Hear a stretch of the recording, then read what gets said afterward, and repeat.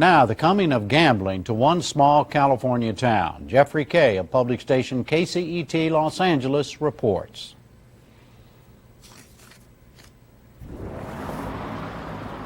The city of Bell Gardens, some 10 miles from downtown Los Angeles, is home to the Bicycle Club, one of the largest of California's 250 casinos. Bell Gardens, population 48,000, is also Exhibit A for both supporters and opponents of legalized gambling. City manager Charles Gomez says thanks to the Bicycle Club, Bell Gardens is financially healthy and able to provide public services. Police service, maintenance of storm drain sewers, sidewalks, streets, traffic signals. Because of the club? Because of the club. Gambling proceeds from the club supply the city of Bell Gardens with 60% of its budget, as much as $1 million a month. The club is required to provide the city with approximately 10% of its take. Unlike Las Vegas, there are no slot machines here. They're illegal. Gamblers play against each other. The casino rents out seats and takes a percentage of the proceeds.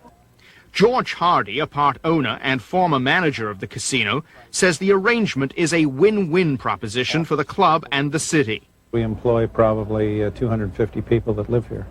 So you're probably one of the largest employers. Oh, we are the largest employer in the city. I need you to respond to 5604 Gotham. Police Chief Andy Romero says casino revenues allow him to buy state-of-the-art equipment and to meet his payroll. Due to the fact that it is the generator of income, it allows the Bell Gardens Police Department to be a modern police department. We're fairly well equipped. Bell Gardens officials say they could also pay for a city facelift that without the casino would have been unaffordable. Some 30 miles to the east at the City Hall in Pomona. This government building is open only 4 days a week due to budget restrictions. And this complex, once home to the city's largest employer, is completely closed, a victim of defense cutbacks. Pomona's unemployment rate is among the highest in the state. But some city officials are hoping that Lady Luck will also bail them out.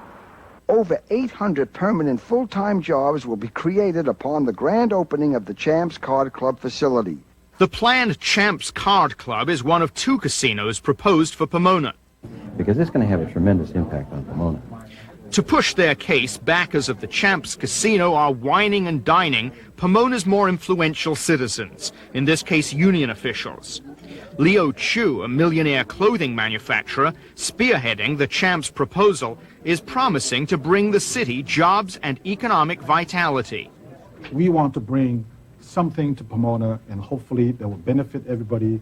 We can improve the quality of life, and also we can sort of put in a little bit economic drive into the city. The sales pitch has convinced many Pomona officials, including city administrator Severo Esquivel. Have you done any projections? What kind of revenue do you think could Yes, be we've done attracted? projections that are probably as good an estimate as we're going to get at this point in time based upon market data compared to other card clubs. And the net of the 2 combined is probably something in the order of 12 to 14 million per year. But not all Pomona residents are enthused. Opponents gathered enough signatures to put the issue on an April ballot. Just sign there, they appreciate it. Legalized gambling is proving to be a hard sell. Critics worry about becoming dependent on gambling dollars, about organized crime and morality. What this means is that Pomona, the city of Pomona will benefit from the exploitation of compulsive gamblers. And this, I feel, is a bad signal not only for us, but everywhere generally, across the nation or the world for that matter. It scares me. What scares you? Scares me that the big crime elements, big international organizations are very closely associated with gambling. Sheriff Department. LA County Sheriff's deputies have similar concerns. They believe the spread of virtually unregulated gambling may fuel organized crime. Will it fit in the trunk? Besides confiscating illegal slot machines, Sergeant Thomas Budd, seen here on the left, and members of his task force have also arrested people they say are organized crime figures. Budd says that money laundering, kidnapping, robbery, loan sharking, and extortion have often originated inside legal casinos including the Bell Gardens Bicycle Club. If you were a criminal coming in from out of town, you would know to go to the bicycle club and talk to Holman. Holman Chung was a bicycle club consultant convicted this September in federal court of conspiracy, loan sharking, and extortion.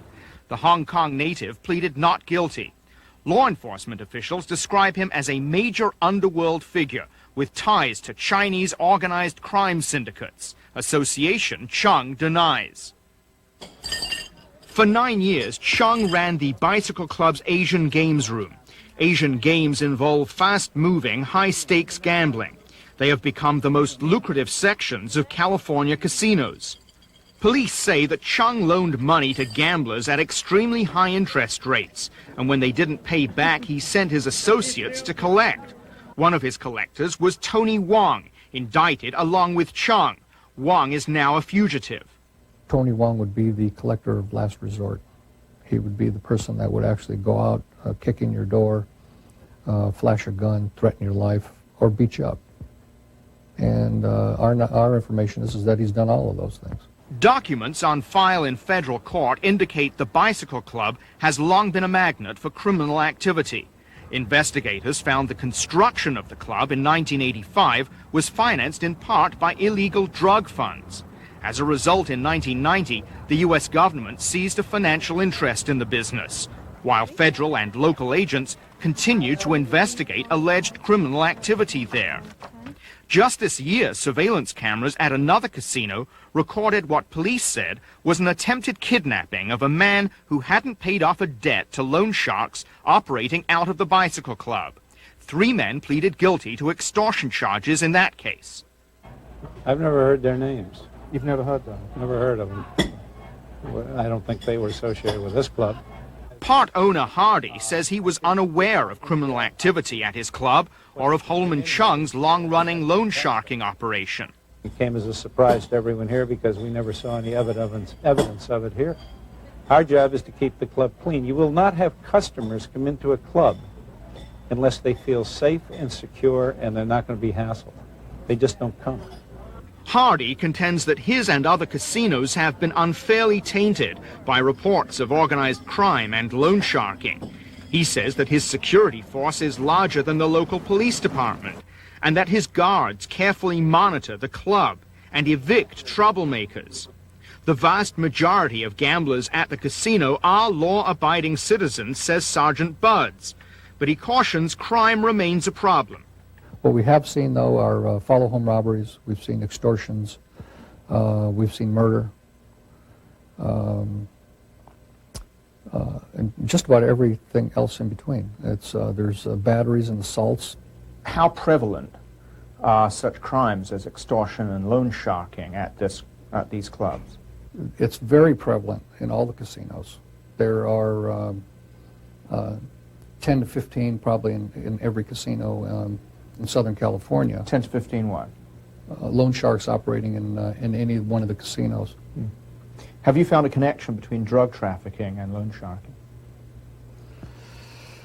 Well, it's believed that that a lot of the money that we're seeing crossing the tables and being lent are proceeds from drugs.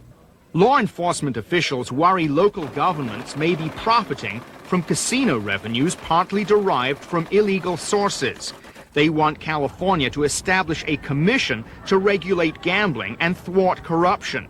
The oversight would keep a check on local authorities dependent on gambling revenues.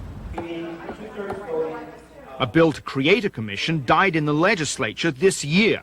It was opposed by some gambling interests and by the city of Bell Gardens, worried about jeopardizing its major source of revenue. I myself feel that when I deal with the leadership of the casino, I must be on my best behavior diplomatically.